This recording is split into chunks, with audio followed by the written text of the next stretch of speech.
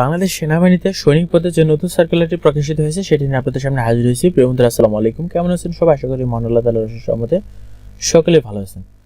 বাংলাদেশ সেনাবাহিনীতে কিন্তু SSC pass হলে আপনি আবেদন করতে পারবেন। তো আজকে আমি চাকরি সার্কুলারটি শুরু থেকে শেষ পর্যন্ত আলোচনা করতে যাচ্ছি।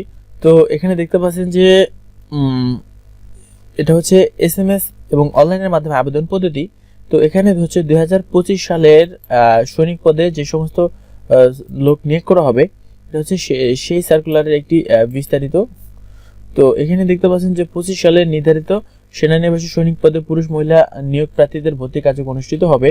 তো এখানে আবেদনের জন্য একজন প্রার্থী প্রয়োজনীয় যোগ্যতা সাপেক্ষে আবেদন করতে পারবে, মানে সাধারণ গ্রেডে, জেনারেল গ্রেড এবং টেকনিক্যাল ট্রেডে আবেদন করতে পারবেন। এছাড়া বিএনসিসি এর সদস্য, সেনা সদস্যদের সন্তান, এসএস এবং টিটিটিআই সমূহে হতে প্রশিক্ষণপ্রাপ্ত প্রার্থীগণ পৃথকভাবে আবেদন করতে পারবেন। এখানে সকল সদস্য ক্ষেত্রে এসএমএস ও অনলাইনের মাধ্যমে আবেদন করতে পারবেন। প্রতি আবেদনের অনুকূলে আপনাকে 300 টাকা এবং ভর্তি ফি বাবদ 200 টাকা, অনলাইন রেজিস্ট্রেশন বাবদ 100 টাকা কর্তন করা হবে।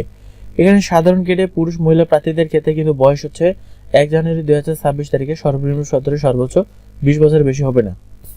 এখানে শিক্ষাগত যোগ্যতা এসএসসি অথবা সমমান, মাদ্রাসা, কারিগরি, উন্মুক্ত যে কোনো ভোকেশনাল যে কোনো ট্রেড থেকে আপনি যদি পাশ করেন তাহলে আবেদন করতে পারবেন। এখানে ন্যূনতম জিপিএ 3 পয়েন্ট পেয়ে উত্তীর্ণ হতে হবে।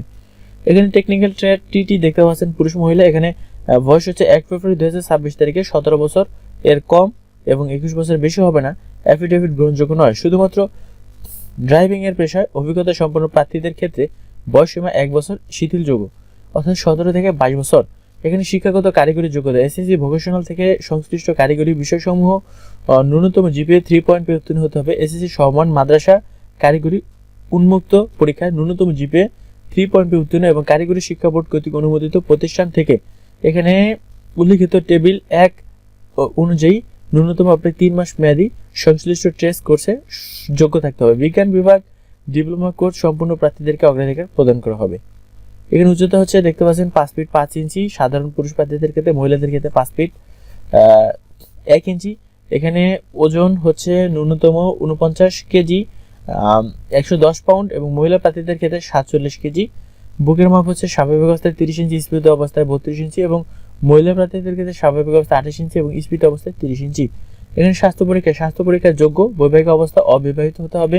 সাঁতার জানা অত্যাবশ্যক, ন্যূনতম 50 মিটার। এখানে শিক্ষাগত যোগ্যতার মূল সনদপত্র মার্কশিট ফটোকপি হলে সত্যায়িত হতে হবে, তবে পরবর্তী মূল সনদপত্র উপস্থাপন করতে হবে। এখানে এগুলি পড়ে নেবেন। সতেতলা পাসপোর্ট সাইজের ছবি 6 কপি এবং স্ট্যাম্প সাইজের 2 কপি। এখানে সাঁতার জানা অবশ্যই বাধ্যতামূলক।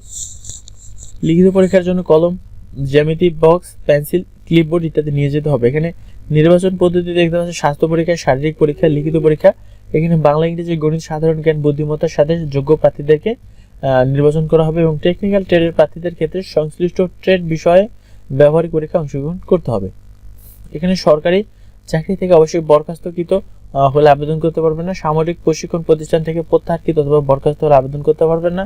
ফৌজদারি মামলায় দণ্ডপ্রাপ্ত হলে আবেদন করতে পারবেন। এখানে 36 সপ্তাহের একটি সামরিক প্রশিক্ষণ আপনাকে গ্রহণ করানো হবে এবং টেকনিক্যাল ট্রেডের প্রার্থীদের আবেদনের জন্য সেন্টার সমূহের অবস্থান এবং পরীক্ষার কোড টেকনিক্যাল ট্রেডের বিবরণ নিম্ন রূপ। এখানে দেখতে পাচ্ছেন জেলা কোড দেয়া আছে। তো এই জেলা কোড আপনারা আবেদনের জন্য কিন্তু লাগবে। তো এই ছিল মোটামুটি সার্কুলারটি। আশা করি ভিডিওটি আপনাদের ভালো লেগেছে। এই ভিডিওটি সম্পর্কে আপনার কোনো মতামত থাকলে আমাদের কমেন্টস করে জানাবেন। ধন্যবাদ সবাইকে। আসসালাম।